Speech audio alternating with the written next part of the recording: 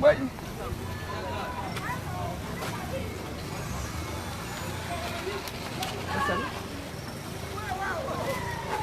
we need is to get the Majire! Hey.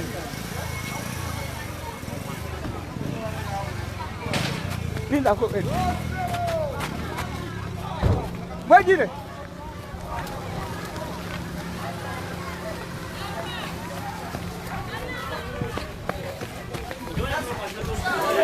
Katulabe na. Mayo. Mawuli ona achikwate. Munamawuli akubiddwa sasi. Banange munamawuli akubye sasi. Munamawuli akubiddwa sasi. Mugera ngani ono? Nomulala wuno akubiddwa.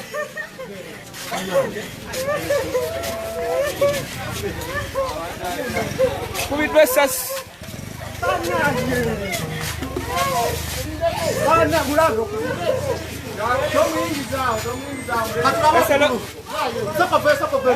Wanji? Soko vele tayo. Soko teye chigiri. Baya chingalo. Jayo kugulija kino cha chigalo muta. Chiona. Mulete. Soko ne. Mulete walo. Mubere munga. Government yam to small over mutwari kuona. Anji small over mutwari wana government yam sasa. Wanji?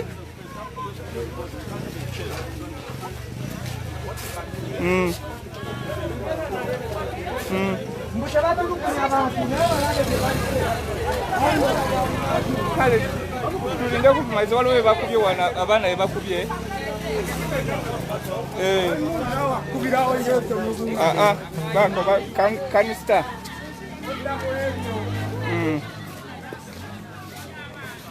magulu ne ojirobera kuwulirizawe era kukubira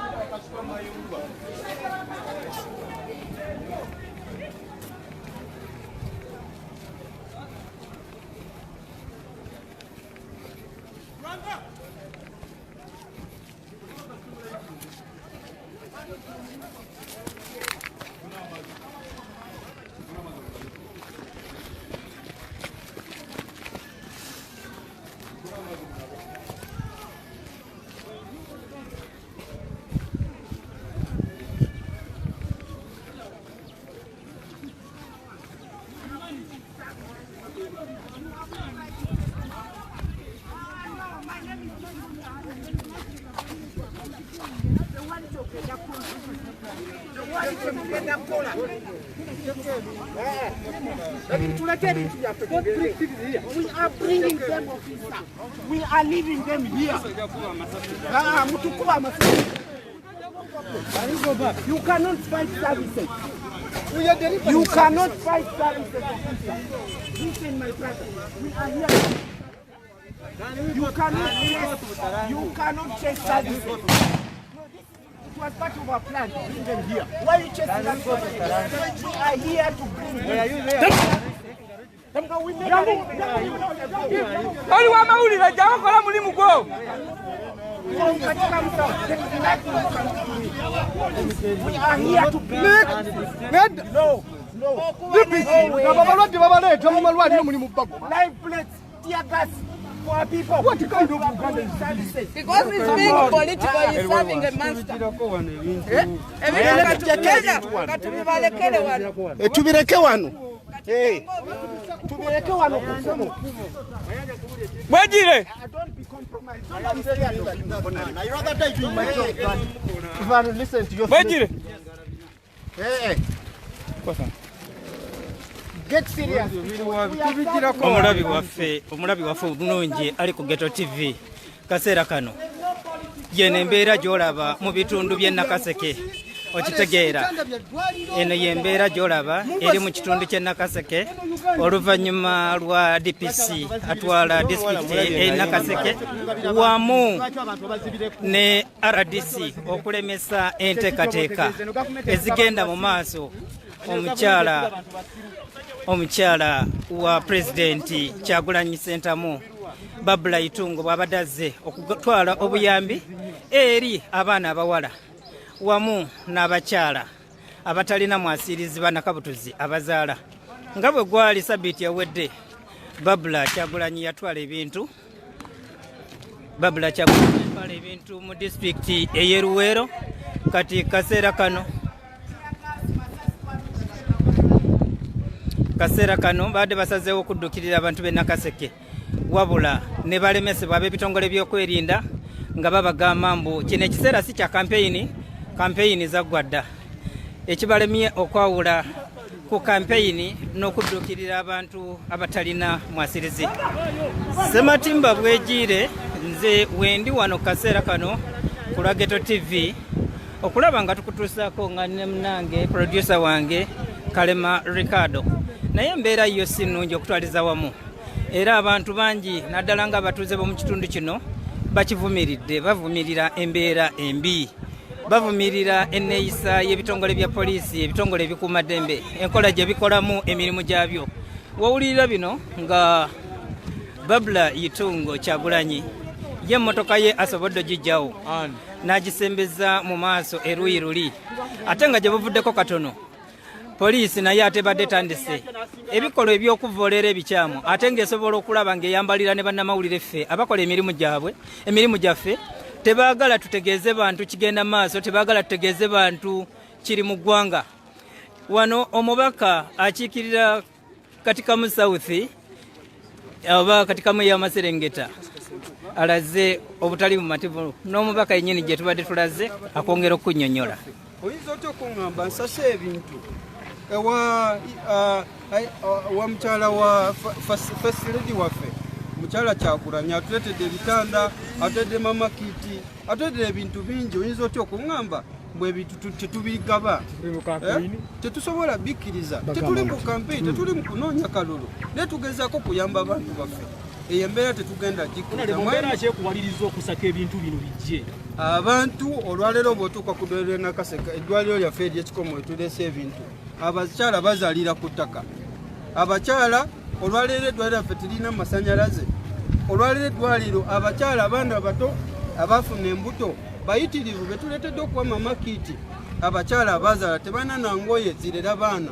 Kwe kugamba kanjogere ne pulezidenti waffe, pulezidenti n'agamba katusakeyo bino okuva mu Caring Arts Uganda era bino bye tubadde tuleese.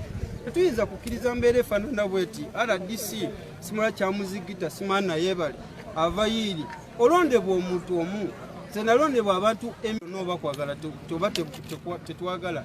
Neyaza nnyo bawonalebo bannange, wonalebo Kirumira. Embeera bweti bweri. Kati kaseera kano abamawulire tubadde tugezaako okufuna interview n'ababaka. Kaseera kano wennyini we tuyimiridde mu bikolwa eby'ekisiru oba katugambe nti eby'okuvvoola ebibi ebikyamu, ate poliisi wekubya akakebe katiyagaasi era nga wano kagudde mu magulu g'ababaka. So alaba Ghetto TV muganda wange ali gy'oli. Embeera yo si nnungi, poliisi yaffe bwetyo emmotoka ewedde bakakubye wansi w'emmotoka. Olaba ensi eyo y'ensi. Kati ate ako bakakubye mu mmotoka y'abamawulire yennyini. Abo basiru naawe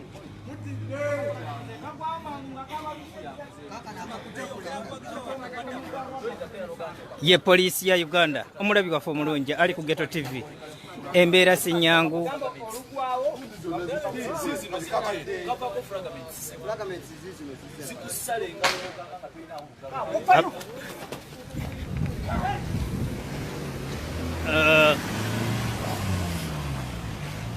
Bwe tutyo bino twali tukomye okubifuna mu biseera bya kampeyini,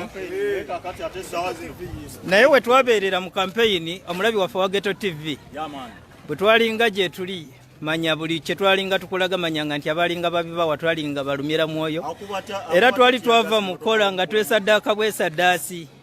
Naye kati kaseera kano nga bolaba bano no batuuze b'e Nakaseke bakuba batyati ya gas mu motoka y'omukulembeze MP waffe Alan Mayanja Ssebunya. Gano maanyi g'abantu Okitegeera. First lady abadde azoyamba abantu. Tetuli mu kunoonya kampeni. Polisi kyeragalaga butitiizi. Butitiizi bw'amaanyi nnyo. Jangu oyogere n'omukulembeze.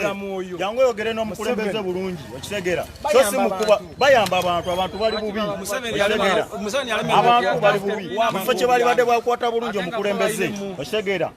Ebisuwe batwe balina okukola. Tulina bbeera ku maanyi g'abantu.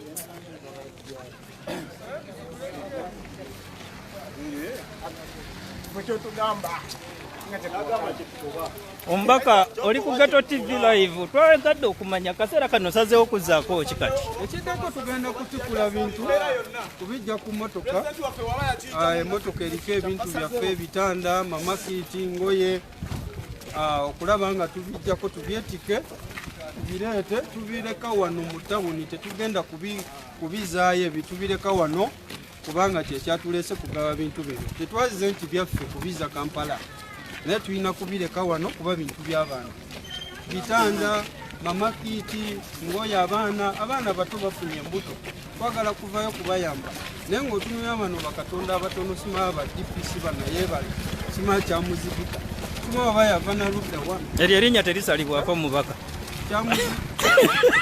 n'otunulira simaa abaani abamanya ge beeta bakyamuzi simaa abaani tugenda kukkiriza mbeera efaanana bweti kitutyo bino byonna bigenza okubaawo poliisi eno mwali mwagitegeezaako naye ebitongole byebyokwerinda twalina n'okujja ku lunaku twalina kujja lunaku lwakutaano lwa wiiki eri era ne batucyankalanya ne batuzoganya ne tugamba katwongezeyo puroguraamu okulaba nga ebintu bino nga tubireeta mu mbeera oba oyegwanire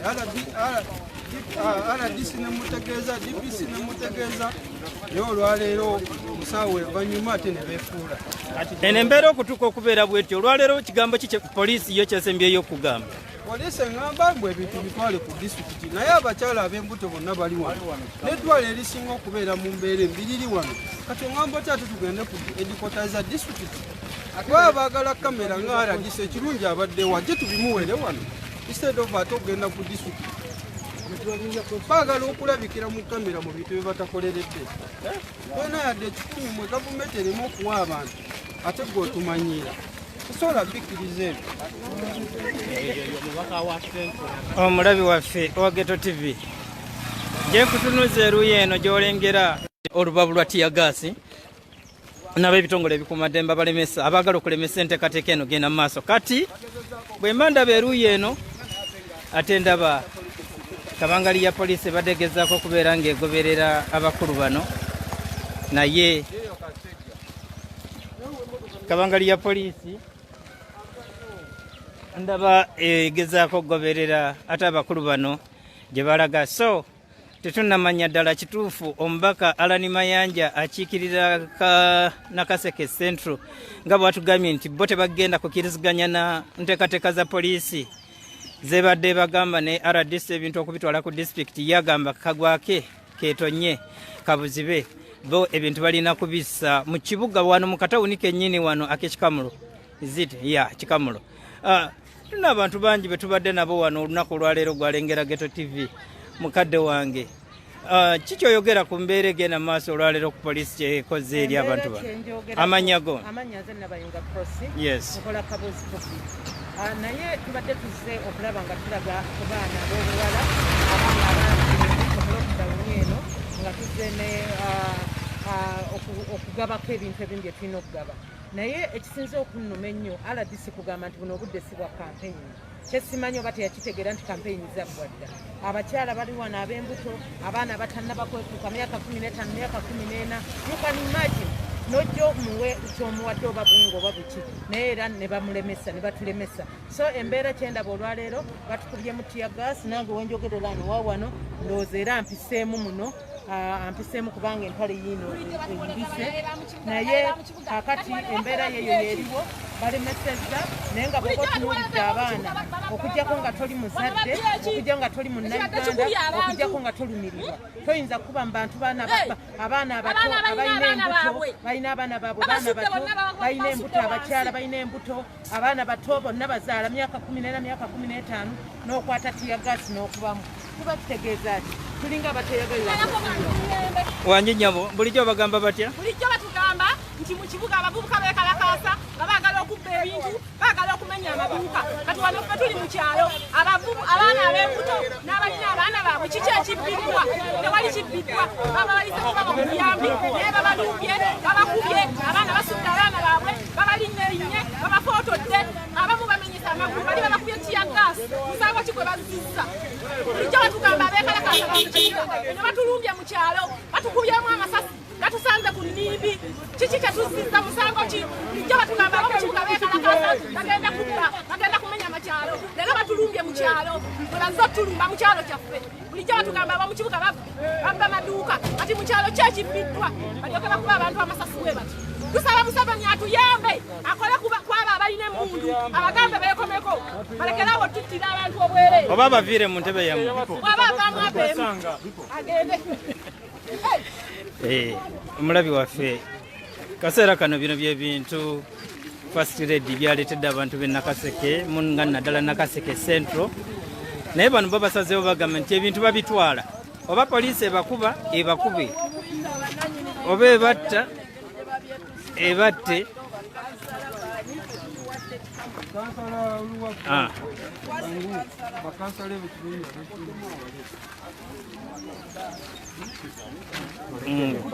nalemanga ebintu bebakyagenda okubijjayo mesagi ki gyosindika eri abantu b'ekikamulo mu kaseera ekisooka abantu b'ekikamulo twagala obbalaga gavumenti ki eya Mwami Museveni kyekola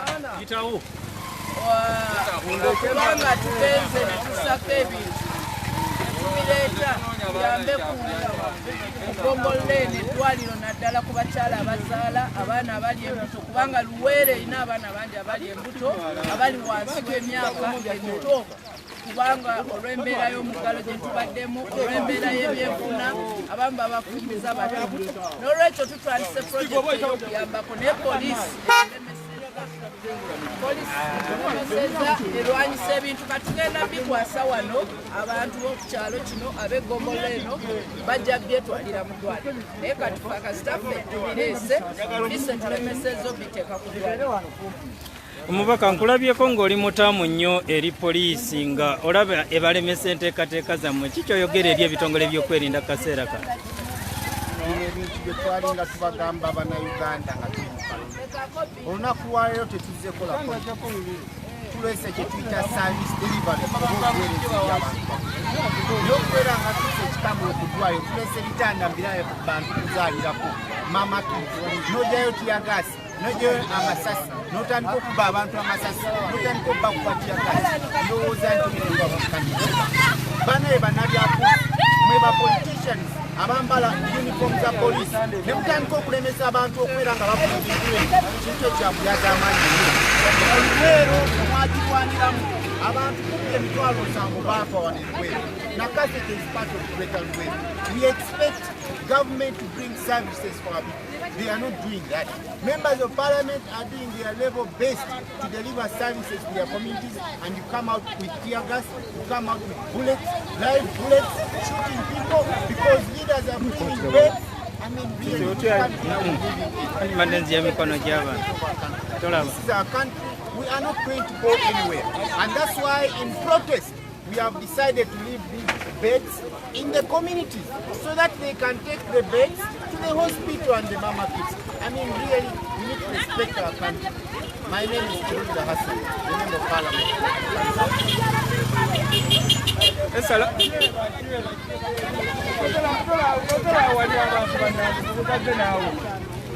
ono kave wagende banaye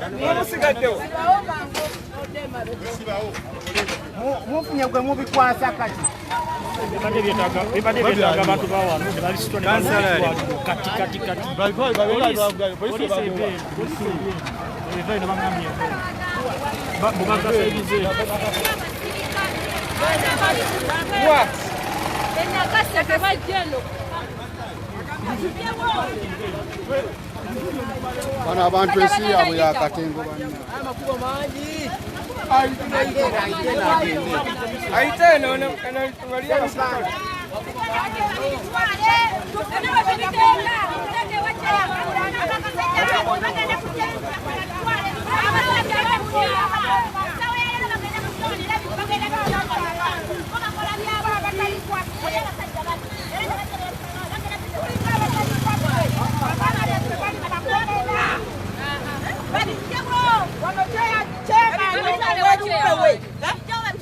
wa movement naye omwana we nga okuwagira Bobi Wine kisibya muntu nakati bamukulamu enjala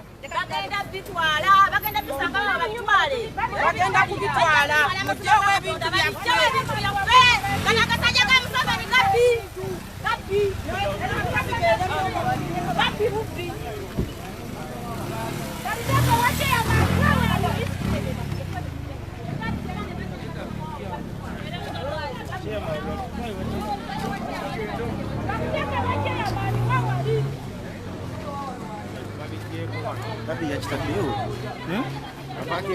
kyali mukava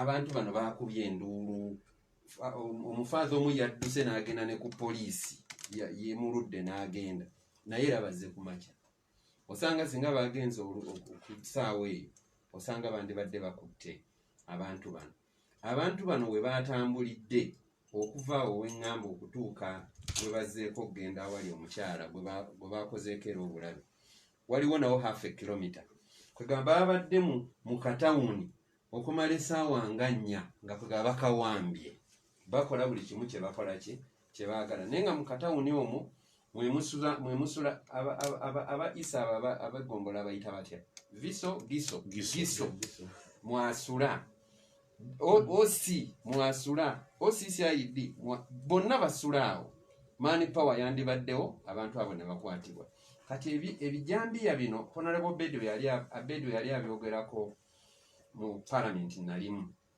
naye mutima gwange nenga nti abeerwengo bano lwaki tebeekolamu mulimu naye nze nange njagala kukkiriziganya ne muganda wange oli Ssejjoba nti bwe kinaaba kyetaagisangayo poliisi eremeddwa tujja kunga abantu kuba abantu bajja kujja batukoleko obulabe beetambulire nga poliisi omulimu gwayo egukoze eki egusuddewo abantu balina okuvaayo ne beerwanako kubanga ab'ebijambiya omukyala ŋŋambye nti yabeetegerezza kati ate omukyala oli yafunye ekizibu bayingidde mu kisenge kye nga taliiko wadde akagoye nga bangi balinga 10 naye nti n'okusitula obusituzi omukono nga takisobola kubanga ali mu bulabe obwa buli ngeri kaakati nagezezzaako okwetegereza abavubuka n'embalaba naye nga tebanzikiriza kubalaba buki bulungi kuba yabaddemu mu nnyumba ne muwala we naye ng'omu alina ennyondo eyasa amayinja kati ewaffe wali ekibanda ekinene ekyasa amayinja busunju waggulu wali kakati neŋŋenda ne mbuuza mangu kansala nti owange abantu bo beesiga ennyondo nga bagamba ezabadde eri zabadde ziva eno naye naba nti abange bonna nsobola bulungi okumanya eyakoze ekinaki tewaliiwo omutawatudde muki mu mayinja naye waliyo obulabe obuteeketeeke akatabo Honorable Mpuuga kayogeddeko Betrayed by my leader nakasoma ebintu ebimu bwe mbiraba kati ndabanga ebiri mu Betrayed by my leader bagezaako okuteekawo embeera okututiisatiisa kwegatwetye ate bo bakomewo batusaasire kyenalabye ku poliisi yandibadde tezze ku ssaawa 7 wentuukiddeyo bansanzeewo RPC oba ye mwami Okongo sanzeewo DPC ndowooza ye Musaazi sanzeewo OC ndowooza ye Mafaali bonna bali eyo manyi balumbye ne mbasisita eri ne bagenda n'embwa y'abasisita ne bagikuba balina akabwakaabwe nako baakakubidde eddala kati abantu bwe batuuka okukola ebikolo akatawuni k'ebusunju katono okamanye bulungi medi katono naye abantu batuukira okukola ebikolwa ebyo tebabikola mu ssaawa emu babikola mu budde bwa ssaawa 3 oba 4 ne batambula ne bava eno ne batambula ne badda eri abeerosi kwebali teri weerosi yawulidde abapoliisi mwebali teri yawulidde giso mwali teyawulidde babadde bali luddawa n'olwekyo nange ndowooza nti bwe tusaba answers ku bintu bino tuba batuufu ekyokubiri nze nkubira bannayuganda omulanga naddala bali wano ewaffe mulina okukimanya nti waliwo olutalo olututambulako nga luli silent nga lwa kigambo silent nga lwakasirise kubanga bwe babeera erwengo nga batta ate nno Ssejjoba Kyenyawo mugambaho nale oli ne bwakkiriza ate eri mu mateeka waliyo kyebayita retraction wano nsobola okuganga mundi bubi nentuuka wali neŋŋa nti nedda babadde bandi bubi naye siinze. You can retract a statement. So oyinza okulowooza nti bakkirizaawo kubanga wabaddewo amuli obubi n'atuuka n'asinze. N'olwekyo yes nti ab'ebyokwerinda ba Uganda balina obulabe bw'amaanyi okuva ku mirembe gya Gen. Kayihura gye baparadinganga abantu nti baaba n'abatemu ne batuuka ate ne babatwalamuko ne bagamba nti emigu gyali gituli bubi nga batutya n'ekamyu. Kati ekyo kisobola kugamba nti toyinza kukitwala kubanga onandetedde omusango abantu bonna Kayihura be yakwata ne babatwala mu kooti tewaliwo n'omu gwe basingisa musango. Kakati n'ab'ebijambiya abagamba mbu kakati tetukkiriza bayinza okuba nga baabakutte basajja battu nga tebalina ngeri gye beetaasaamu. Ekyokubiri kyensembyayo ku nsonga eyo bangi nnyo abakwatiddwa nga tebalina misango mu Uganda ne babateekako emisango. Bwe bakuteekako omusango olwana nnyo okweggyako omusango. Kakati omusajja oyo gwe baakutte Lwengo ayinza okuba ekisanyusa ekinyiiza mu kino eksimu zonna ze babbye twazikubyeko emisana kati nga waliwo abazikwata era nga mwe baani nga bali ku ssimu ze babbye ez'abasisita. Naye RPC ayina kyakoze ekinyiiziza nala osi ndowooza kati mugiteekeyo batulesinge ku ssaawa 9 essimu ezo abasisita bazibawadde ku makya ne batwalayo ku poliisi nti ezaffe bazikoze eki. Kati ku ssaawa 9 lwe balowooza okukola ki okutulesi. That negligence okuba nti tebafa ku bantu kinyiiza n'okunyiiza. Tweyanzege endaba Honorable Lumu Kansolum ku bigambo ebijambiya mpuliza Airtel kutegeeza nti erese enkola kati empya gye bayise 4G network balina misinga mu Mukono district batuuse Nabweru Kawanda Kasanje bino birimu Kiso district bagamba nti va ku speed funa sim card empya eya 4G onyule speed Airtel kwetambuliza obubaka bwayo. Airtel kutegeeza nti kusobola okusindika ssente kusasula biruzo zibakubanja oteekako airtime kwendako airtime top ups osobola n'okukolera bingi. Airtel ekikola bwetyo onyiga star 185# n'otandikirawo mpola mpola. Obagenda ku dduuka erikuli okumpi erya Airtel bajja kuwa obubaka osobola n'obakolera ku ssimu ya 00 bajja kuwa bakuddemu. Nabasamuju tuli ku bijambi kusooka nyaa okusaasira abantu abo bafiiriddwako abantu abo mu butemu obujambiya ababaka bakiikirira ebitundu ebyo naddala emasaka ne Lwengo ate nga nange gyenzaalwa ensonga eyo baginyenyedde bulungi. Medi abasiraamu ndoza buli muntu yenna buli omu ayagala nnyo okuwangaala owangaala emyaka mingi naye batutiisa nnyo enkomerero y'ensi era mu ddowo ezimu ze tusaba nga tusaala mulimu Katonda okututaasa n'enkomerero y'ensi kwegamba omuntu alina kusaba awangaale mpaka ensi lwerizingwako ng'akyaliwo kubanga ebiseera by'ensi nga egenda kuggwako eggwawo Katonda agenda gizingako basiraamu genda kola kiseera kizibu. Kale nze ndi omu nnyo kubaagala okulaba enkomerero ya gavumenti eno naye ate yeetaagako essaala mpanvu kubanga nze lumu naye nyogerako ne Kano Fred Bogere Makanga yali mu nsiko nanyumiza ebyafaayo bya gavumenti eno. Lumu President Museveni era ayita ku paaka awo n'emmotoka ntono kwayabanga n'abakuumi weyasuliranga wano nga tibawera 6 aba ayambuka ku taxi park awo ng'avuddeyo agenda awuubirako ku bantu. Abasecurity nga bamugamba nti ddayo munda naga obeera otya president nga ate otya abantu b'okulembera mbike nagenda nga wuuba jamu. Ndamulabako ekyazanga awo mu trading center nga ndi muto yali ayitawo agenda mbala kwoli yatambulanga n'emmotoka nga kuliko neriko omuzindaalo bwemuyimiriza negwa mu kkubo ng'ayimirira ng'ayogerako gye muli ebyo ne birabako bino ebyala wano Kanobogere yabinyumiza okutuuka ku olwaleero bw'abajja Mbooko yasooka okunyooka Mbooko n'enyooka n'ayiwalooleza amagye kati nemumanya nti omukulu wajja enkomerero President nenako omukisa okubeera naye ku leediyo namugamba ng'atudde awo ntudde wano namugamba wajjira mu bukulembeze Uganda ye yali purojekiti olwaleero gwe wafuuka purojekiti kati kyekitubonyaabonya enkomerero kuba yegenda kutuuka okugamba twagala obuwangaazi naye ensi bwe naatuuka okuzingwako gwe naasangawo nga banyumya ebinaabeerawo ffe musiramu batunyumiza eggulu ligenda kuvaawo ennyanja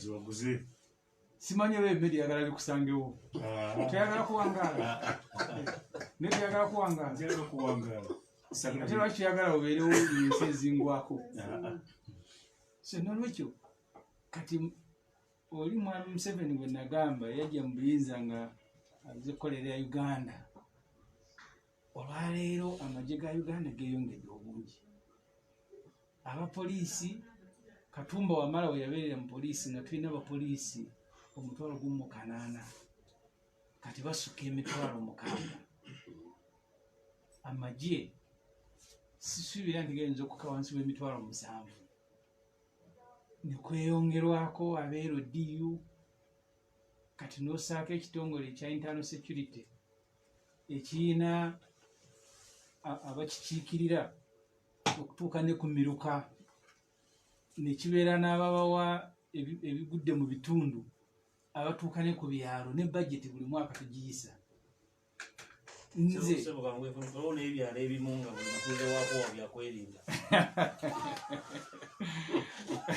so tulina bangi kati Honorable Sejjoba nze nga sinakweraliikirira nnyo batema bijambiya neraliikirira nnyo enkomerero eyeetera nga eggwanga abasirikale beeyongedde abapoliisi beeyongedde tugaseemu LDU naye ng'abantu basobola okutema n'abasirikale ne batema abantu olwaleero ne lukya ne baddamu ne batema n'abalala gavumenti nalabye Sande ne Mpuga gwadayogerako ng'ali n'omukulu wa poliisi bagenze gye bassa abantu n'abalabye ku TV nga asonga mu yunifoomu ye n'agamba buno si bwe bukuumi namwe mwekuume naye nga tuusaawo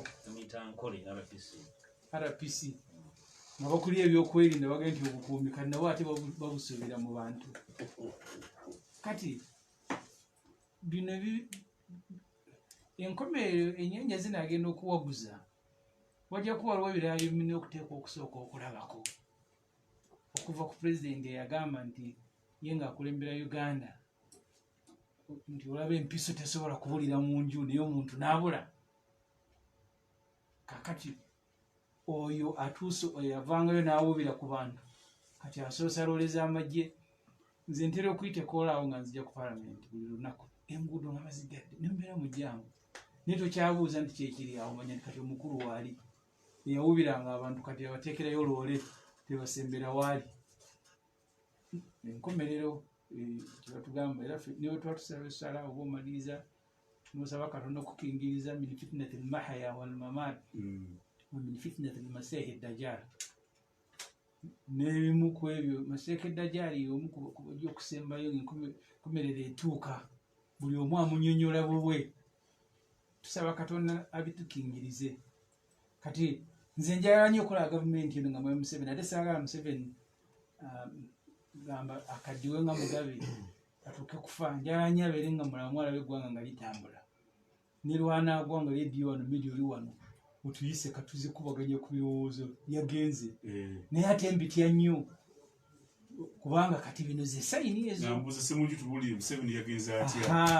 ekyo nkyagala nnyo nkibeeremu naye bw'owulira ebibeerawo nga pulezidenti agenda amaanyi gakeewa byebiddirira somalia mubiseera bya siedi bale yali amaanyi nerumbako ne ethiopia ethiopia neyita cuba egiyambe kati somalia yatuuka ekiseera nga buli kyalo kiriko afuga kati sande yagambye abowampuuga mukungwe nyendo mukungwe nekimanya kabonera nti mwekolemu omulimo naye nga ababaka bwe bagambye nga tebagamba okukolamu omulimu bali ku biragiro okuyingira enju saabwe oba omulimu bagenda gukolera wakati ebyo nze ndowooza bwetutuuse awo kyekisinga okuneeraliikiriza nkyagala nnyo okulaba gavumenti eno ng'egenda naye simanyi oba naafuna we neekukuma olime egenda nayo bambuulire nti eweddeyo ninde essimu yokuŋamba nti jangu ekawungeezi aha jangu nga bw'obiraba kubanga neewuunya singa abantu babadde onebusojo bakyagambye nti batema eggwanga lyonna oyinza ogambye gavumenti tugisaasire ate eggwanga lyonna yali lituuseemu naye ne batema mu kitundu kimu ne bakiddamu nze nali ekibuli nze omu kubaayogera nga sekakiri abamuse bwe batta Mustafa Bahiga kiya yalina lisiti y'abantu beyagaa nti bagenda batta 6 ningano 6 gavumenti tibajajanguyira okubakuuma eyakwata lisiti n'agitulaga kiya ne bamutta n'ekigunda ne bamutta naye ne mbuuza kayobola ndi kati gwe wafuuse IGP wa byakuziika nti otufiira omuntu ekibuli gw'omu kubasookawo okungubaga kati obwa IGP lwaki tebakuwa okufiino service ne bakulaga abo nti bagenda kubatta ne batta asooka n'owokubiri n'owokusatu naye nga buli gwe batta ojja kibuli kuziika ate kayobola namugamba nga akyaliyo ne bana bali mu poliisi kasita poliisi ekyusa omulimu gwayo omukulu ne gubeera gwa kukuuma bantu bali mu buyinza bino bwotabisuubira obeera oliko ekikyamu naye bwempuga akugambye ti mukyala Kyagulanyi ate agenzi batutte bammere baki boko nenyoka netiyagaasa poliisi nga bangi olwaleero nomawalangi yanigenda kwekalakaasa nze wawo ne nali nga nekulaale kwengenda abantu banajja nange sinava waka naye nga poliisi gyenyine waka ne bamalayo wiiki namba bebaka mu bitooke bya neiba bakuuma simujulaale yali ya wiiki ewedde wiiki namba bali awo tebavaawo baleeta patro ne bafuka mu lusuku lw'omukazi ne balinya ebijanjalo ne babimalawo gwe omuntu omu atalina yadde ekinjala ogenda kufuluma nalyo tebasalamu byayi ate nga baali bisazeewo kasita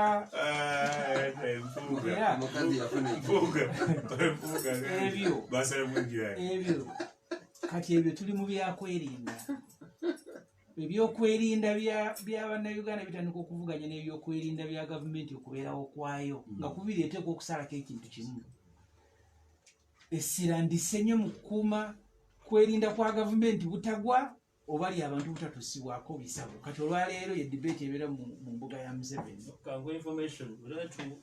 twakamala akalulu negino Museveni yeegala tebanampangula nze nawangudde mukwano gwange omu ali mu Amerika nagamba nti ekintu ekyo nga nakina ennyaafa tekibagwire kyekiri kyogambye nti weenoonya wekukuma onobeera nebakuyita buyisi nti kyagudde naye kyayasiza amajigenkuka ebaddeebika kati awo wetuli ndimwe Museveni waali kulutinga abasirikale abapoliisi naye mbadde nsaba seniori anziriremu akantu kali ensi bweriba ekoma obusiraamu obwo kyebusomesa siraamu bugamba ennyanja zigenda kuwaguza zegatte Lake Victoria ituuke wano n'ebyennyanja byamu ensozi ziveewo eggulu lifuuke emiryango abawangazi be banalabe kakati gwosalawo bw'oba osaba obuwangazi osabe Katonda oba akutuusaayo oba akutwala kati embeera eyo ogiwone so olwaleero nga maliriza point medi ebyo bituuka mu bulamu obwa buli kiseera nti kati ebyokwerinda olwaleero abatuula ku nkiiko ezisembayo z'ebyokwerinda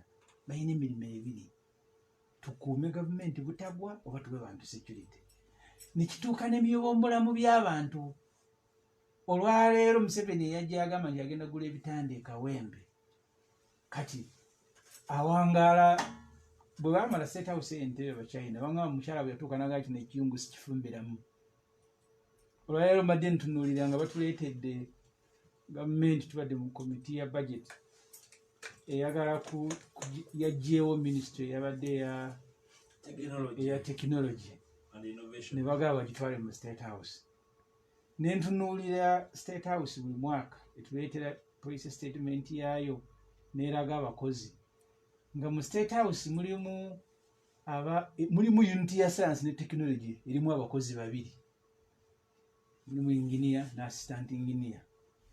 Kati eyo State House eyo ng'erimu ba waitress 39, erimu bagadena 28 n'abafumbi ne baani. Kati gye batwala science ne technology, abakozi aba science ne technology ngera nnyo okutegeera omuntu sira kweriri ennyo.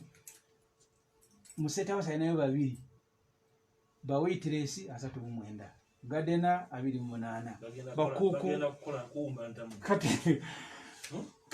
Kati mutandika okuvuganya luxury, obeeranga musajja waka medi nga otuuse mu kweyagala ennyo naye ng'abaana wakati wa fees n'okweyagala ako kwoteeka okubaako n'eddebeere. Kati abasajja babe walabyeko naawe n'atuuka oba kunywamu mwenge oba kucakalako n'abakyala oba nga bya fees bifuuse bya wansi. Kati awo wetuli ekiseera kino ekyenkomerero, omukulu buli wagenda ku debate ebyokwerinda biba bibye byakuma gavumenti, buli wagenda ku bulamu bw'abantu okusalawo butya wa fees abaana ne banaasoma b'amalwaliro. Alabamu eyagamba nga tajja kulinnya nnyonyi za lukale yatuukako ng'enda n'ennyonyi 2 presidential jet Gulfstream 54 60 ziri Ntebe, zirinda lwali kyala nowetewo emyezi 2 takyalanga, naye ng'eggwanga teririimu ddagala, teririimu oxygen. Kati ab'e Masaka kwe kubatuusaako okusaasira nti embeera eno tugirinde, naye tulina kyakukola, tugenda kukiyitamu paka Katonda banaatusaasira, abaana b'enkomerero benaalekawo nga balamu be banaatuuka mu kwesiima. Bannakampala bannange, nze Shamimu Malende, omubaka omukyala wa Kampala disitulikiti eyeenyigidde ennyo mu kulwanirira eddembe ly'abasibe n'okubaweereza ku bwereere. Bannange, ntwala omukisa guno okubeebaza olw'obuwagizi bw'obuwuka. Munnakampala bannange, nyongera kukujukiza nti COVID-19 mwali Masaka Mubarak gye bajjudde brigade is 2,000 minimum 2,100 nga tosobola agenda kuteekawo butaaki, naye nga wano mu biseera by'okulonda nze ku kyalo ewaffe ebukasa nga tulina ditaaki lindo buli wamu bweyeewo amagye kuuma buyinza.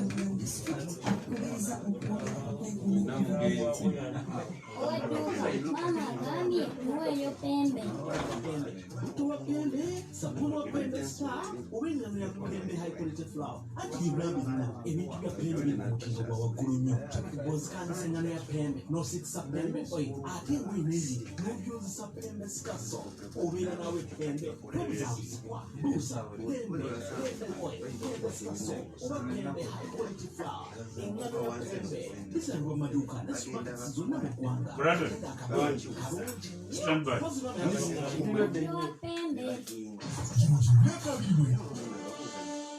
Okyawuliriza puroguramu kkiriza obagaana ekinana mu mwenda katonyeza ebbiri emmandu silence room. Kwebaza munayo na gyoli kwatuladdeko mukutu naye nga beeka manya nti olina okwebaka omufaliso gwa Euroform kati omufaliso gwebakako nolwebaka bulungi beta sleep better okutegeeza aba Euroflex bakola omufaliso guno bwogula emifaliso gumu oba ebiri bagikuleetera wooli bakiyise shall deliver to your doorstep. Kale bagulako nomanya nti omufaliso bajja kuguleeta gusasula olagire egyobeera ojja gukutuusaako. Omufaliso gwenjogerako baguyita Euroform gwasulako basanibwa Kyambogo ku Jinja Road awo oba basobola bakulira ku ssimu 0800 386 073 07 600 email sales@euroflex.co.ug ofuna bulungi nnyo. bakutegeeza aba Autoweb embeera ng'etambula nzebu mubalese emmotoka zino ze baleese osobola okuzigula ku bbeeyi nga mutegeeraganye emmotoka za Autoweb Uganda Limited bazijja Japan, Thailand, Bungereza, Dubai ate ku bbeeyi ennungi. Autoweb Uganda Limited bakutegeeza jjangu nga bw'oli mwogere omwaka bajja bajja kubanja mpola babe nno nga basangibwa wala nnyo basangibwa wano Katwe ku Muganzirwaliza omulundi ogwokubiri bali ku ssimu 077 003 13 142 oba 0758 15 17 buli omu jangu nga bw'oli tukuweereze bannaffe ba Autoweb Uganda Limited. Olina olusuku olukola kutawaanya akutegeeza bannaffe ba Bold Otters baleese eddagala lijjokutta ebiwuka ebitawaanya ebitooke bye baliyita Fesdol kattira biwuka ebitawaanya ebitooke naddala kayovu n'olusensera kayovu oyo bafuna eddagala lijjokutta baliyita Fesdel ali mu kasaketi ka grams 10 katabule ofuna mu lita 4 ez'amazzi ofukirira ebitooke byo. Fesdel likolebwa abakugu ba Sagro e Singapore era abalikutuusa kubayitibwa Bold Otters Limited bali ku Kingsway Plaza Container Village Kampala edduuka na B4 B15 Fesdel musanga amaduuka gonna agatunda ebyobulimi ageesigika. Essimu yaabwe 0392 17 4692 54 99 Brandon gy'olisa nzegala nkutaddeko kijja kikusaba gavumenti gy'olimu yevunanyizibwa okutukuuma ffe n'abantu n'ebintu byaffe embeera bwetyo bweri simanyi ndaba ya bintu Alex. Just a second, Brandon, just a second. Pwede nje madde nkola medi gavumenti abantu bwe baginyenyaamu nja kuwanza ekifaananyi kyawange kira ekirinya muluka mwembi ku poliisi bakugiddeko amaki ne bateekawo neweema n'ogyebwa oyogerere mu kisaawe nga mujjuddemu amagye ne weema ekireka mu kirema ebulindo ekira ku kisaawe mu masomero wonna nga bayiyewo abasirikale bajjudde buli wamu b'osuubira nti kati nale b'ompuuga ne nale busajjiba be baali badde bakugamba nti ebisaawe Masaka bijjudde abasirikale n'abamagye naye babagambye nti mwekolemu omulimu. Brandon, tuli ku bijambiya tuli ku security ebyokwerinda ng'omunauganda ng'ate omukristu nze mmanyi njagala nnyo genda mu ggulu nnyo ate nina okukkiriza netwagala kulaba gavumenti yenalemu naye ntya okufa naye nga mmanyi nti ku byamagero okujjako nga kristo oba katonda anakolayo ekirala kizibu nnyo kati omuntu okusituka n'ava mu studio n'agenda mu ggulu okujjako nga okusoose kufa. Okusookera ddala njagala kusaasira abo bonna abafiiriddwako abantu baffe obulamu tebugulwa ffenna otuli muno ffenna mu studio ng'oggyeko offices ze tulina tewali katonda ne bwakuwa chance nti okulekawo ng'oli mwavu emyaka 10 n'okuteeka ku nsi ng'oli mugagga emyaka 10 londako era omuntu agamba akamale gawangaala tomanya gye bujje mu maaso ojja kuba n'essuubi. So ekyobulamu tukivumirira abantu abasaabaana era nze kyensaba nti bannange bano basinya abali wano basobole okwongera okuvumirira ekikolwa ekyo kubanga ne weyandibadde gavumenti kinga eri mu buyinza oba ya NUP oba ya FDC oba ya DP ng'abantu bafa era kyetwandyogedde eddoboozi eryawamu. Mbozi ate ekyawukanako ku politics waffe wano n'amawanga amalala bye mbadde ngobererako nti fano oluusi bwe tufuna obuzibu twesammula obuvunaanyizibwa ne tubuleka ne tulingiriza gavumenti. Fine, gavumenti erina obuyinza okuuma omuntu obuvunaanyizibwa n'ebintu bye ate ffenna tukwata ku kitundutundu kubanga gavumenti ekolebwa miti naye abantu ffenna okusinziza contribution zetuwaayo.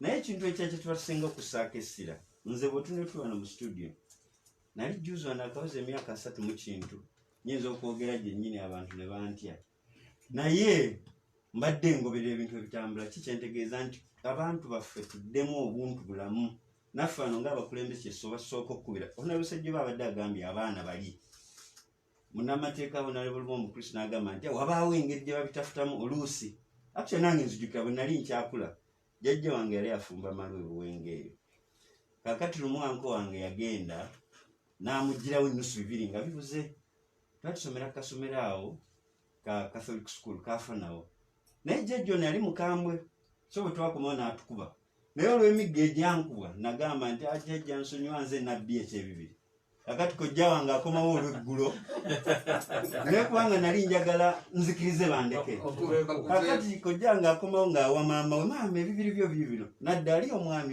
munange ensonyiwa omwami saagenderedde embeera oluusi etuukako ng'abantu naye kyensaba nti ngaffe abantu tuli kwekyekinga nti abaana baffe tuli bakuza tutya ng'otunuulirako n'abasajja bati abadde annyonnyola bubeere bulanzi baffe tuddemu empisa eri ffe tukuziddwa wano jjo naye omwana abadde wa community ng'era tusobola kutaayaaya kkula singa nange nali nasigala ebuwenge mu mbeera zino singa situdde n'abakulu bantu nti nange ndi member wa parliament naye olw'okuba nti nakuzibwa nembuulirwa nentendekebwa naye kati obuvunaanyizibwa omwana abeera ku kitundu n'atambula nga eri ebyensonyi byotatunulako ng'abikola naye nga kuffe tetufaayo mwana gwo naye wali omwana yali wa community nga tuvumirwa ebikolwa byo naffe tuddeyo ng'abantu nze njagala okwebaza obwakabaka bwa Buganda nti waliwo ne programs zino banooza baziyita kisaakaati waliwo ne programs ez'obuwangwa eziyigiriza abantu okuddamu obuntu kubanga nga tunabagamba gavumenti bw'ofa essasi lijja kulenze nange Brandon saagala kufa ate nze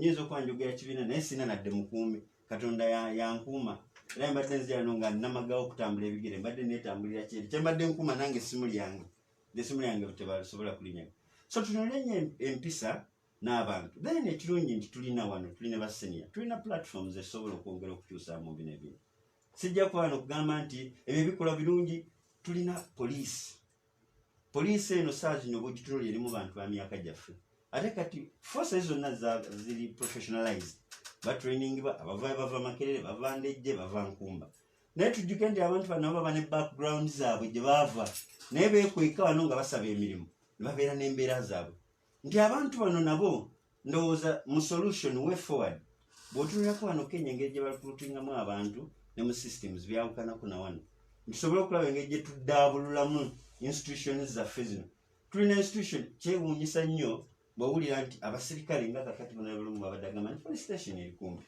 tugamba kakati gwe DPC RPC giso tulina wano gavumenti erina ebitongole bingi nnyo ebisobola okubuuliza n'okwa intelligence mwabaddewa eyo eba wake up call ate nsinjagala obagumya ne bazaamu amaanyi juzi abaavu mwennyini yagamba nti mukomye ku bikolwa ebyo abamu badde bakolanga ebintu ebyetijjo nga bagamba nafunye essimu okuva abaavu kati abaavu okujjako nga Katonda oba Yesu Kristo yanaafu oba Nabbi Muhammad naye abaavu mwennyini kuli yatugamba nti ebintu bino bikome era n'abo abakulu mu security n'abagamba tuli batunuliza eriisa ejjojjo kyetugamba nti twongere engeri institutions nti bwetutunulira mu poliisi eri cooperating etya tulijjuwa obuwagizi obumala ocooperating emirimu gyayo yo bwabaawo checks ebitongole ebikwatibwako ng'oba police standard operation unit eri kugiramu okuddaabulira ab'amagye nze ntambulako nfuna omukisa naye era ensi yakyuka nga n'abakulu bano bonna abalimu nti wali edda bwe nali nsomera e Netherlands nali emyaka 4 nga sirabangako w'amagye ng'olaba police peacefully bamadde ebintu biba tebatambula naye olw'embeera y'ensi nga onabesemu kyagambye kati yakyuka bw'ogenda ku strip Amsterdam osangawo n'abamagye bennyini nga bakutte emundu zennyini zirife nti ensi buli lwekula empisa zeeyongera okusebenka abantu baba n'ambitions nnyingi population yeeyongera so mu Uganda population yaffe nayo nnyingi solutions abavubuka nga ffe bagamba nti ffe otuli kuvaayo ne tukola ebikolwa bino nga kituufu ensi zikyuka bw'ogenda Amsterdam n'amagye ogalaba naye wali ogalabika gawenyula abantu emiggo Honorable actually sirabangako nadde wa poliisi ng'asonka muntu mu liiso bakibagamba nti gwe tuli kulaba tuli kusembeza ekyokulabira kusobola tutya okukopinga okutuuka ku level eyo kyetugamba nti bantu twongere okusula era ebikolwa ebyo byonna tubivumirira kubanga nange naliko kono mu 2016 Honorable neesimbawo ne Honorable wali omu neŋŋamba ebintu byagenda bulungi mu NRM nenzija independent oba nagenda mu kkooti netujja mu by-election kakati bwe twajja ano leaning independent ne NRM omuggo gwayaka naye nga nange bagamba tya mu Luganda teguntaliza nenayonako ekirungi Asmani Mugenyi ye yali director kakati ng'emigo gikaye nange kyenakola Katonda nsonyiwe naye buli omu yeerwanako neŋŋamba abaana mujje byonna bye mulina oba busaale oba mayinja ono n'embeera netandika okujja muki so tewali ayagala kuba tugamba ffenna tuli bannayuganda oluusi buyinza okuba obusaale obw'ebigambo omanyi oluusi otutiisatiisaamu embeera nekkakkana kubanga kyolina kyolwanisa so embeera eno tugivumirira sinungi nekyo tugamba nti institutions zaffe tuzitereeze nze kyensinga okumpa essuubi abantu baleme kugamba nti ya gavumenti yagaana okufa ku bantu eweddemu institutions tuzirina era twongeremu kubanga n'abaavu yagamba nti twongeremu omuntu yenna akuumye bano abantu bonna kyensaba ekirungi ntula kakiiko ka internal affairs and defense nti bano abasirikale bonna abanaakolanga ebintu bino tusobole okubakwatako ng'abantu kubanga nabo balina family zaabwe naye ate n'ekintu ekirala wano waliwo etteeka lye baateekawo osobola okutwala omusirikale mu kkooti nga ye omuntu akoze ekibi naye ne bw'omutwalayo olw'okuba baako ode eyamulagira okukola ekyo Honorable Seggona alina gwe yatwalayo ndowooza omusango tegusalwanga kati myaka nga 8 anti kakati asimaye ndikulaba Honorable Semujjo balina nono mbadde nkusaasira busaasizi ng'omuntu ekibuli nga okusaasirako ekyomubaka katule ekibuli ng'omukwayogera nga kiri abamusi muyembe wali ng'abantu buli avayo gavumenti ekole kino gavumenti ekole kino ne mbajufiza Sulaimaani olw'okuba yali profeti wa byafaayo n'amaanyi bwe yafa abantu tebaategeera baali bamanyi mulamu nkuyegeza amala kulya muggo n'agwa n'amanya nti emyaka ndowooza oba 6 emabega nga yafa kati Brandon ekizibu kyalina byasaba ayinza okubisaba Sulaimaani abaavu nga Sulaimaani nga nkuyegeza ezikutte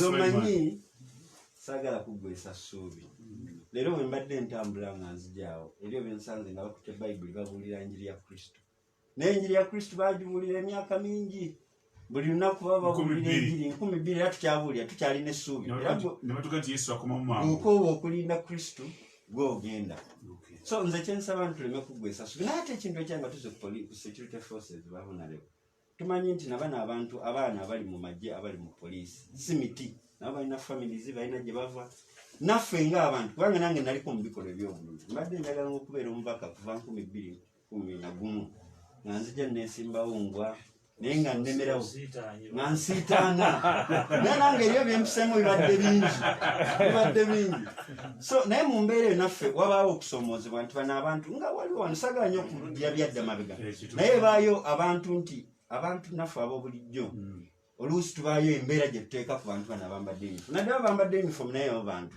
ne bakola ebintu nga gwe byewandikoze ng'oli mu busungu naye kyetugamba nti tukoze tutya okumitigatinga situation katono nnyo nze bwe nali noonya akalulu abasirikale nga ntambula emisana ssaawa nga 7 bajja Buzzi ne bankuba kati nali nkoze bikolwa ki bansanga Busanzi ne bakubira ddala bakubanga abakuba omusota kati kiri kyogamba Brandon nti abantu babaako ebikolwa tebabaako bikolwa bano baba batumye butumi mubakole ki mubakube ensonga kyembadde nyongerako nti ekirungi ffenna ano tulina omukisa nti naffe tutula mu ssiga erimu erikola ku masiga agafuga gavumenti so kyensaba nti ensonga ekirungi leero njagadde statement ya law essaawa zawadde 12 ndowooza nti nabo tugenda mu dialogue naba nabo bantu bajja kwekyega kubanga ffenna tuli bannayuganda twetaaga Uganda ey'omuntu yenna nga tewali bulamu bugenda mu kusaaga bwe butyo abaana bamwe basoma kugema kwatandise gavumenti bali mu international schools wa Uganda tulina amasomero gaggulawo gaddi kati anti kyekityo mugambye Sulaimaani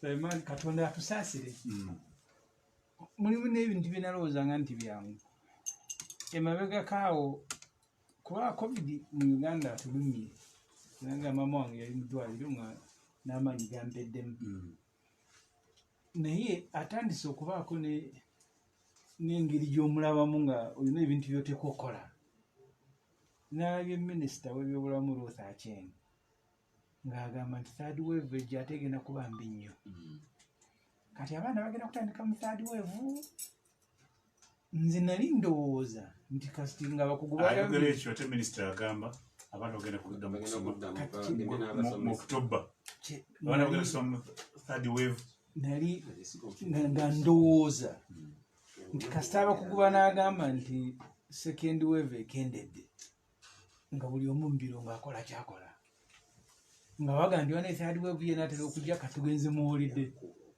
kaakati omanye ebintu bino ebimu nze media wake owaffe mu kyalo mukagajinganda nze omu ku be baatumanga omuntu afudde godduka okubika wabawo emyaka egikola ebintu gende Masaka otwale ebirango twabitwalanga mu ggwanga mulimu radio Uganda genda gundi baluwa aja amwagala kati obuzibu bwe tulina ensi tesobola kulinda ku speedi ng'emyaka bakulembera kati bano ba Brandon ate bba ebyembi ne baddira obuvunaanyizibwa ne babutika omuntu nga ali mu myaka gyakuwummala ate nga naye akyogerako bunaku naga yali kumukuza bazzukulu kati third wave minisita omu ow'ebya health is going to be devastating ejja olinganga kati fa wakulira mu kyalo oli aga nti ng'enkuba ebire bibindabira mugende mwanike mwanule abalala batwala mu nju yaga ndi mugende kyagambye enkuba ng'ebindabinda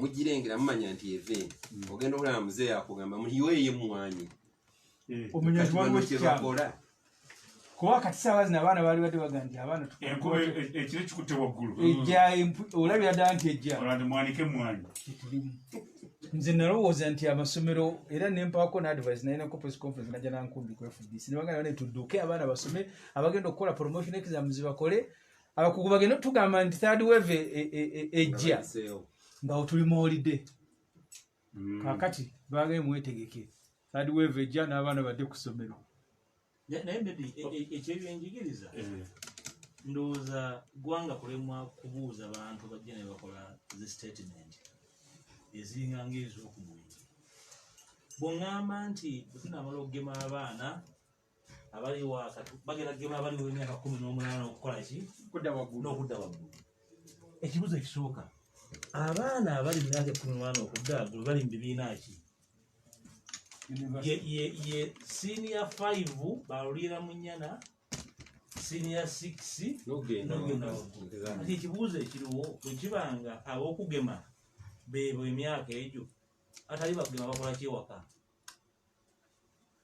abannasale primary senior 1 okuba ku senior 4 bakola kyewaka bwe kibanga bo si bakugema ono minisita tajjako mu palamenti mumubuuze ekibuuzoyogedde honorable byayogedde byabadde mu palamenti minisita tajja minisita wa tugenda kulina minisita kujja mu palamenti fe gavumenti endala omubuuze minisita wange w'ebyenjigiriza ajja kukola statement ku byenjigiriza sabbiiti ejja era twategeeza sipiika ku nsonga eno kubanga bw'ogamba nti ekisooka ffe twali tukkiriza na kuggala amasomero ekiggala amasomero ekyagwawo obwo kyekyasanza covid bwe kibanga ku ssaawa eno embeera ekkakkanye ng'onoonya control centers amasomero ge gamu ku control centers ekisooka ogandi njala kugema abasomesa bw'oba oyagala okugema abasomesa maageti ebasika baana twala abaana babe ku masomero bajja era obagemereeyo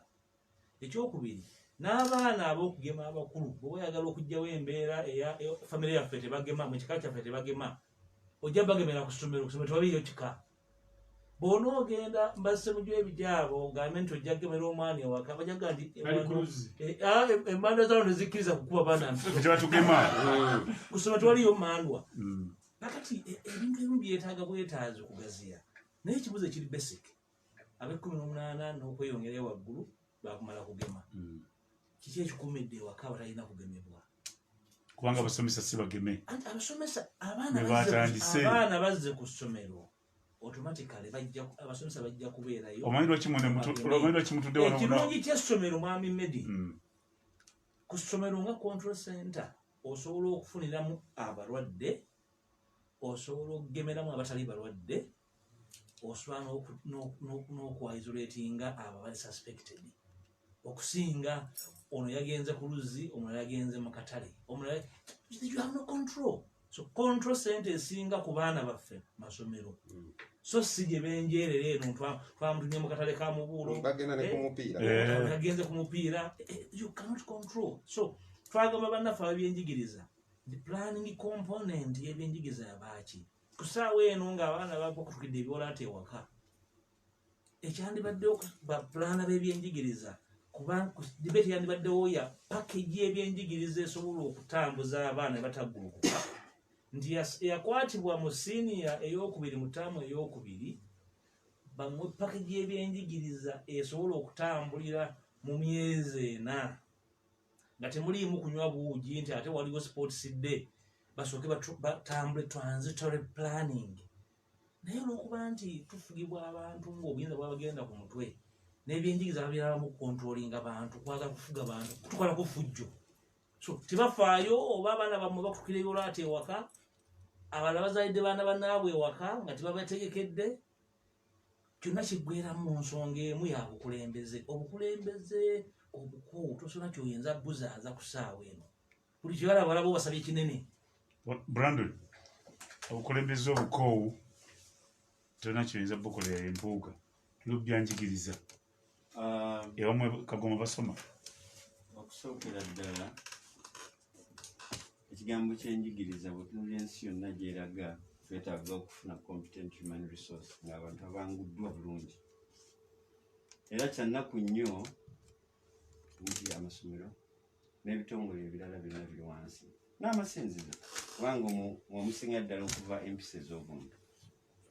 Naye covid sebo mukama wange bwe yali ajja teyatutegeezaako. Lwe lumba olwatugwira obugwizi nga tetwetegese. Kulinga okufa tekujja kuwandikira bbaluwa oba kukubira essimu. Ne tugezaako kyali kintu kipya. Era mu kwerwanako ne tubaako ne wetutuuka. Ng'okola kuno tokutadde ku responsibility kubanga nze omwana owange bw'aba tagenze ku ssomero nga nange seefuddeeko. Ekyo nakyo sikinenya bunenya ku gavumenti because at the end of the day abaana banaawera bangi katugeze Kagoma nga tebasomye. Kijja kukakasibwa nti naffe tuliyo ng'abakulembeze oba otwagadde okweyayanira ebyokutugula ebyensoma kyonna kye tukola.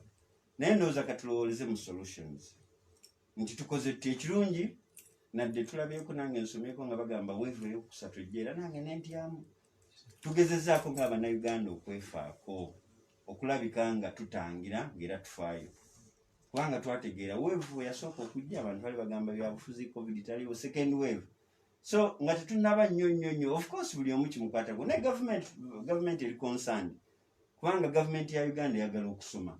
Kyova olaba baateekawo ne free education primary ne mu secondary ne scholarships nnyingi ezigabye. Ekitegeeza government efaayo nnyo ku bantu okusoma.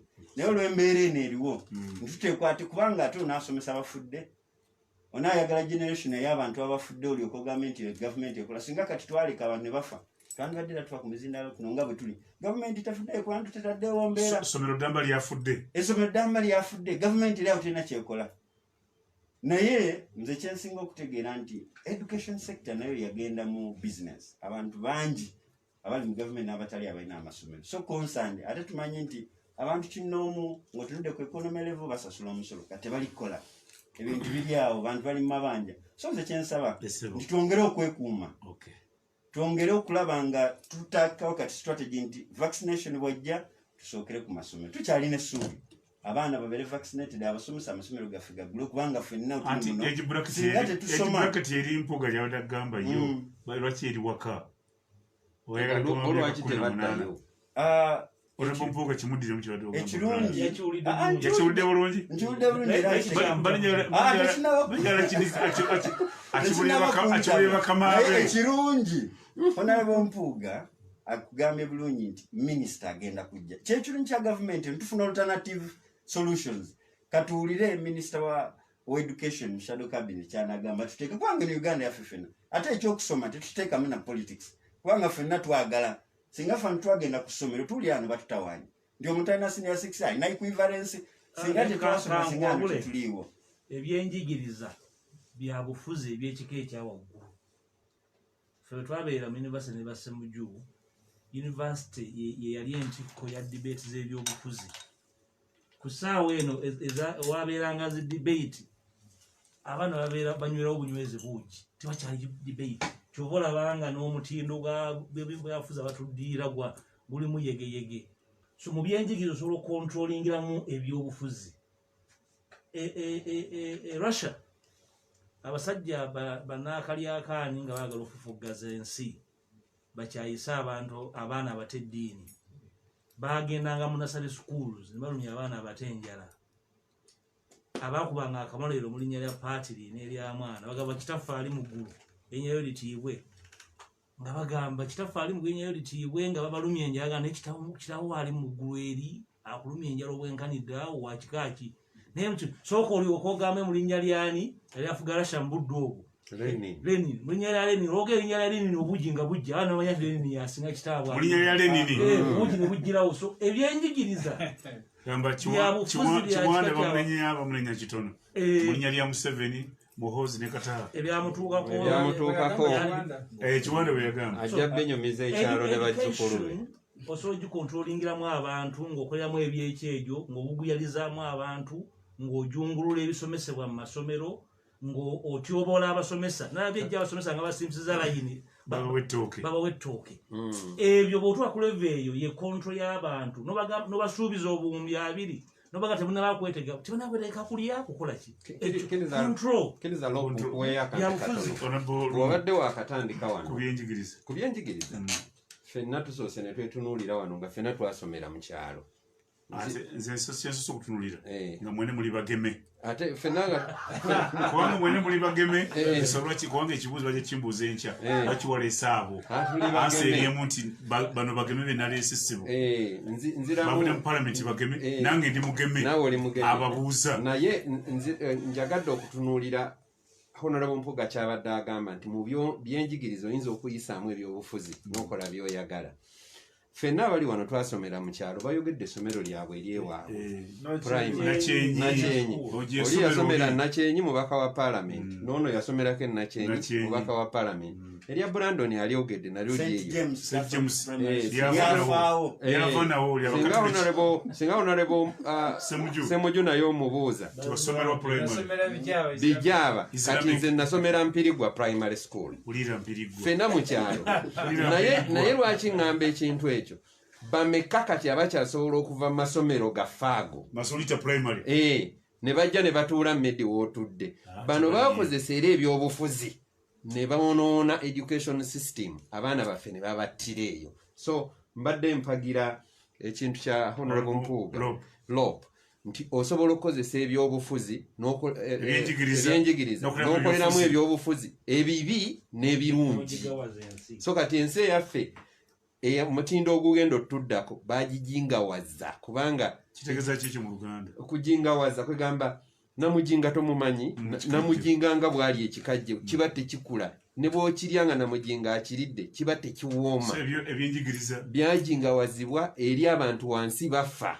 kakati bano babikoleramu bya bufuzi era nakino ekijja kino ekya covid okugema gino emyaka egiddako ate gino tugireke abaana bali mu kwetamwa kusoma baga kakati lwaki ye tuddayo abaana abawala abali mu S4 baagala kufumbirwa bamaze emyaka 3 balika baga kakati lwaki mbeera wanayagala bagezeze ku bulamu president yagambye mbubazaale kasita babeera nga tebakoze eki nga tebafudde that statement was the worst this year bazaale nga tebakoze eki mu kifo ky'okupulaninga baddayo batya mu ssomero yabagambye bazaale nga tebafudde naye tetusobola kukola plan abaana bano baddeyo mu masomero babeere nga bali eyo babeere protected there eno third wave gye boogerako egenda okujja nga ffe emitwe gyaffe twagikozesa dda ng'abaana bali muki mu masomero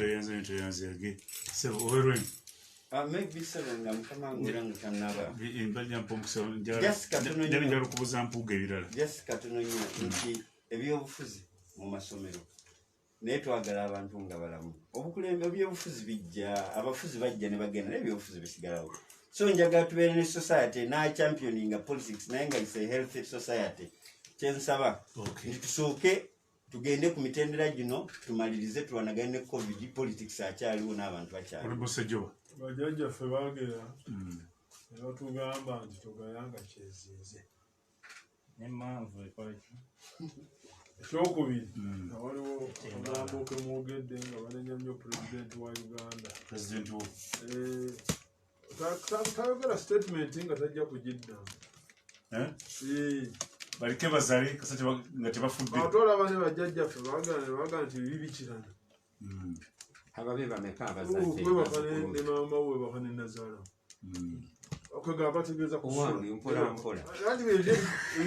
ebibikirana nti abaana bayika Oluganda akugamba tasabise ate ekyo tekisabika okwala olugero pulezidenti akugamba nti abaana okufa ne bafa covid kabazaale waakiri bazaala kubanga ensi erimu abatasomye abasobodde okubeera prosperous. Nawe kiwagira ekyo kakati ekyo kikulaga nti newankubadde twalyagadde nnyo abaana baffe basome naye tuyinza kubaleka mu matigga gakola ki gakufa.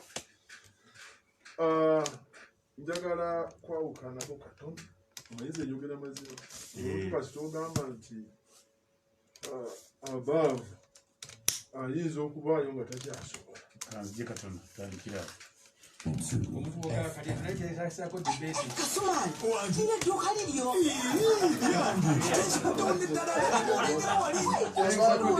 naye wanalonsekiwa bwemubeera ne pulezidenti Museveni mumutunuulira mwetemubuuza nti naye omusajja ono atulowooza mwengamwe omusajja ono Women Business Loan Insurance Premium wetoyisobola kubeerako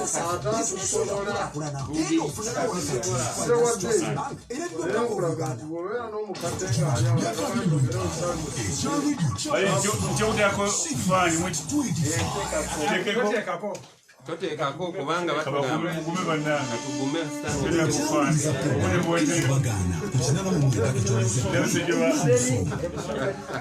okwebaza munaira gyoyoba tuli ku mukutu okukolerera bulungi nnyo bakutegeeza baani ba Indian Institute of Health Allied Sciences nti bayita abaana banamaze siniya eyokuna neyomukaaga namwe abantu mwena okujja okusoma muwandiise mujje musome amasomo gano munjja bwemunasoma mujja funa diploma musome mufune certificate mu courses zino wammanga nursing midwifery pharmacy clinical medicine laboratories zaffe ne libraries zaffe ziri ku mutendera abayizi baffe bafuna okugezesebwamu malwaliro nga Kisubi hospital Lubaga Butabika kuba tulina enkolagana nabo. Indian Institute of Health and Allied Sciences tusangibwa Bombo Road